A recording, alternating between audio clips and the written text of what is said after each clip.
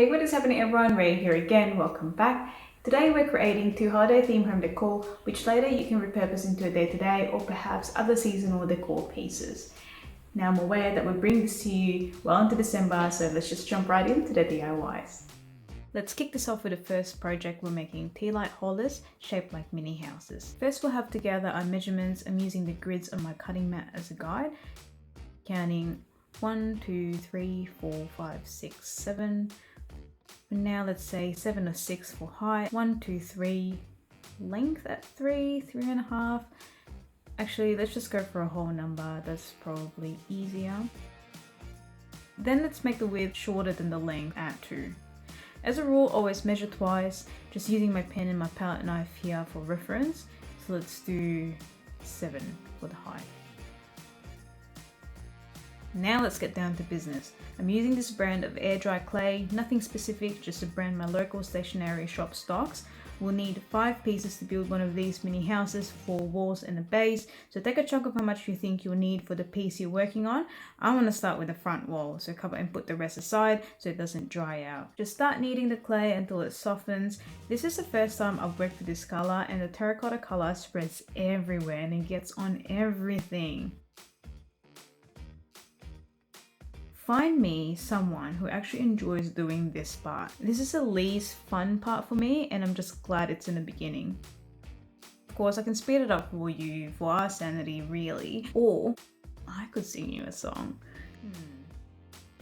I'll think of one while I'm doing this and you'll hear it before the end, I promise. Alright, moving right along. Just keep rolling the clay closest to the length or closest to the height that we need it. I'm placing these wooden pieces on the side so that we can roll or flatten the clay evenly. I'm using the same wood pieces or cut-offs for my distressed wood DIY. If you haven't seen that yet and you're into that kind of stuff, then go check it out, and I'll also link it in the description. These are 8mm thick pieces, so about 1/3 of an inch, and it wouldn't have affected the structural integrity, for lack of a better word, of the mini houses, but these are what I had on hand, and usually we just work with what we have. See, this one here was an experimental one I made, and it's quite strong. It doesn't look as cute, it's not as aesthetically pleasing to me anyway. Also, I know you're probably wondering, no, it's not dirt, it's wood stain from the previous project. If your clay starts to stick on the surface you're working on, just lift it off intermittently to make sure that the clay continues to spread out smoothly without wrinkling.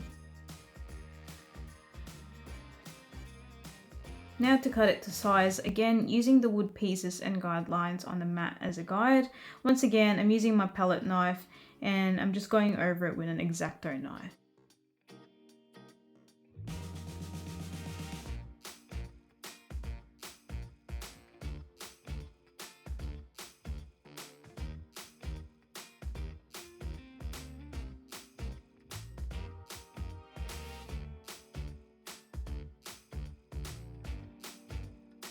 To add a bit of interest, I'm cutting out the top corners. This is the face of the building, and we're working on the front wall still.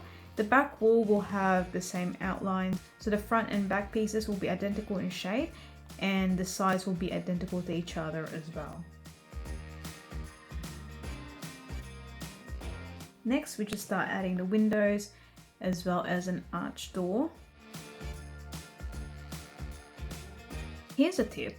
Before cutting out the little windows and the doorways and what have you, make sure you transfer your piece onto something non-stick like a baking paper or something like that. It will definitely make this process much easier than what I'm going through right now.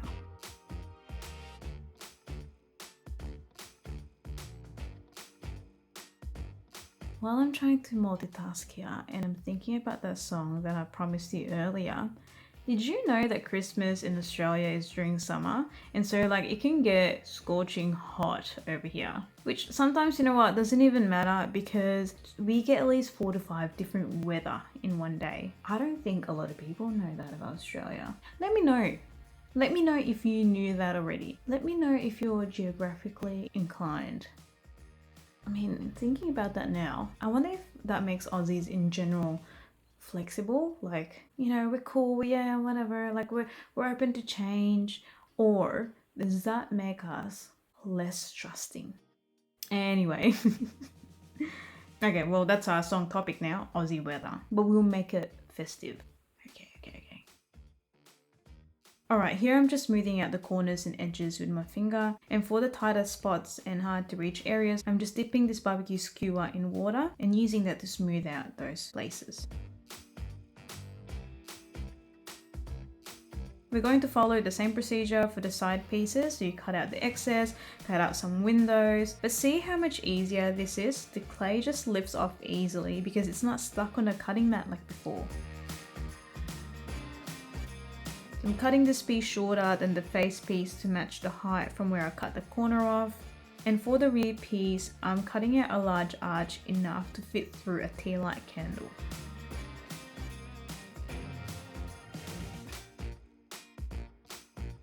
For the dimensions of the base, the wall should not sit on the base should sit in between the walls. To attach the sides together, I'm scoring the areas where I want the pieces to bind and I'm adding some water or slip onto it.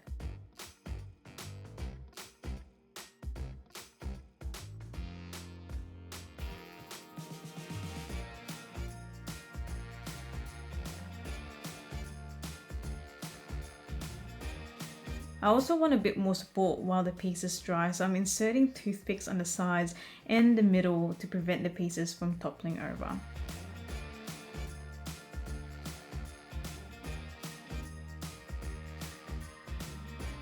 Then just mush it together.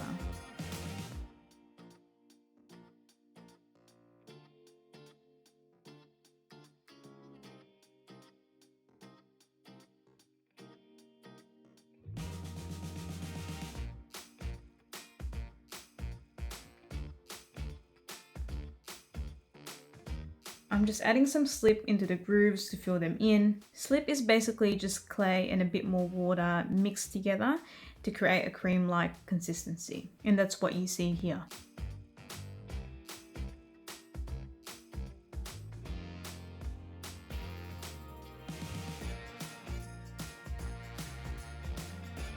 Here they are the following day. I just left them here to dry.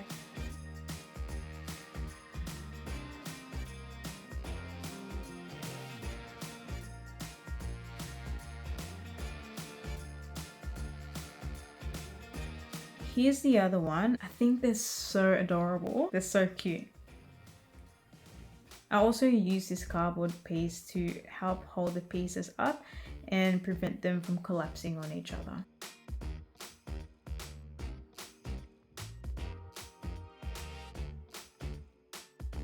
I left them another day to completely dry.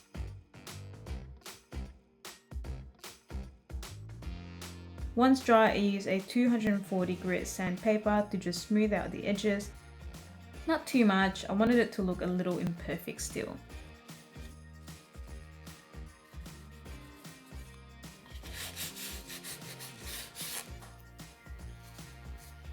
I initially planned on painting these, but I think using the opposite clay color on each pieces makes it appear cohesive, like they belong together.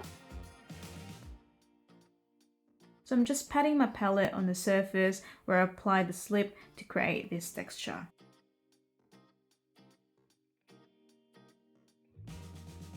And for the white piece, I'm just dabbing and smooshing the terracotta slip onto the surface.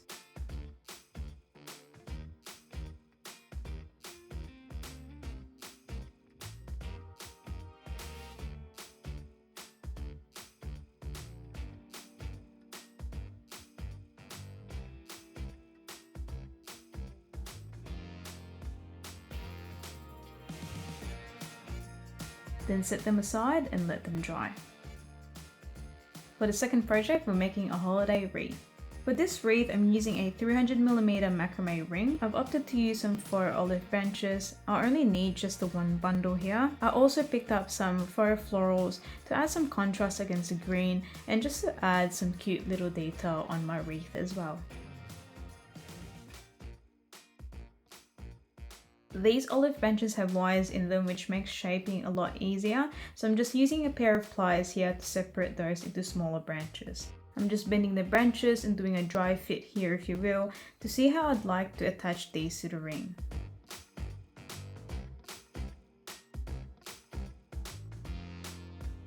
To begin with, I start from the bottom and tie those branches together, ensuring the branches appear seamlessly growing away from the center, or away from each other. I twist the pieces around each other, then loosely secure it onto the macrame ring with a wire. I'll tighten these wires later on when I'm satisfied with the branch placement, because I might change my mind and want to add more floral branches on this, and that just saves me from tying and untying it again. So I'm going to continue this moving upwards, leaving some gap at the very top, while ensuring that I leave a larger gap on the left hand side of the ring. While I do that, here's a short informative Christmas jingle for you. Ready? Oh, the weather outside is frightful. Down here in Melbourne it's almost always awful. Everywhere else it probably just snows. Within 3 hours we've had sunrise, hail and storm.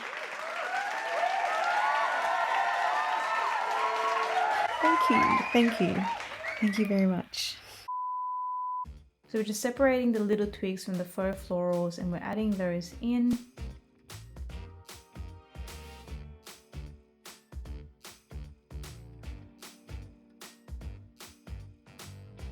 I think it looks much better with the flowers.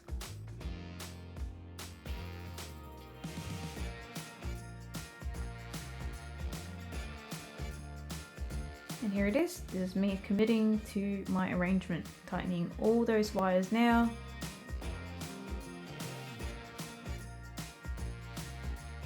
Adding the final touch.